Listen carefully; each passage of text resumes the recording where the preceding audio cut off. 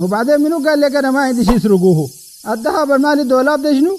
يا اخي يا اخي ما تضحكني يا اخي. يا اخي ذهب، يا اخي ذهب وعلق واحد وفالصو ذاته والعله كلها عارفه الكلام.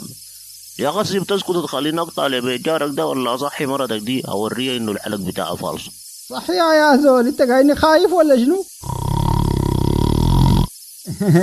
بتحتاج لي شنكل ولا بتقدر تطلع حيطه جاري دي براك؟